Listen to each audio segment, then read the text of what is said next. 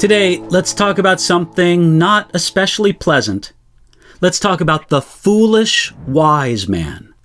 I'm going to read to you from 1 Kings chapter 11, verse 3, where we read, "And he had 700 wives, princesses, and 300 concubines, and his wives turned away his heart."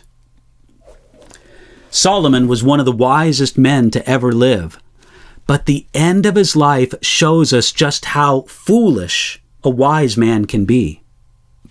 We can say that Solomon had so many marriage partners because he followed the bad example of his father David, who had many wives and concubines himself. You can see that in 2 Samuel chapter 5.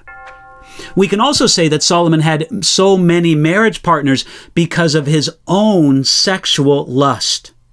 Solomon shows us that 1,000 women cannot satisfy the lust of man. He should have listened to his own words in Proverbs chapter 27, verse 20. "Hell and destruction are never full, so the eyes of man are never satisfied." We can also say that Solomon had so many ungodly marriage partners because of his lust for power and prestige. You see, in those days, a large harem was a status symbol.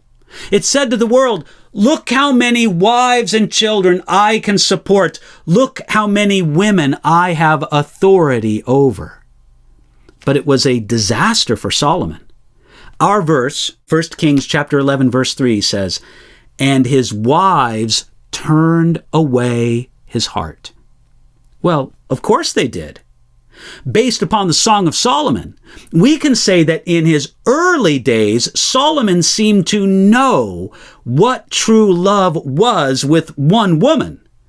Yet his later life shows that it is possible to be in that place and then later depart from it. After Solomon had added his second wife, it was easy for him to rationalize it.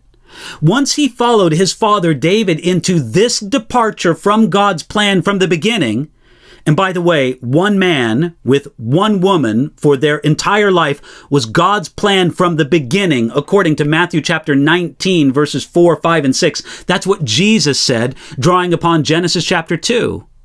Well, once Solomon departed from that plan, he apparently found it easy to keep on adding wives. And as Solomon added wives, he broke the specific commandment God gave to the future kings of Israel in Deuteronomy chapter 17, verse 17. God said this, "Neither shall he multiply wives for himself, lest his heart turn away." Now, Solomon knew that command, but he probably did what many of us do. He somehow thought that he would be the exception, that he would escape the consequences of his sin despite seeing how it affected others. Solomon learned, or he should have learned, that he was not the exception to this rule. One could never lead this wise man astray through the mind. Solomon was too smart for that. You see, in a debate, Solomon could always win, yet through his heart and through his sensual lusts, he was led to a place he never dreamed he would end up. Satan knew where to tempt one of the wisest men who ever lived.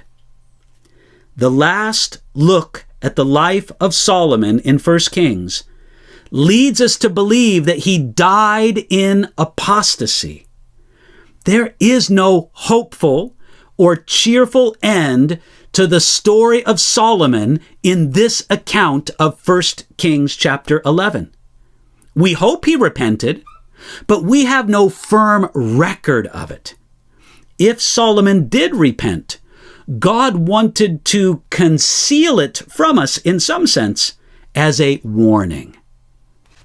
Today, if you have the opportunity to live more wisely than Solomon, then take that opportunity. You today can learn from this foolish wise man.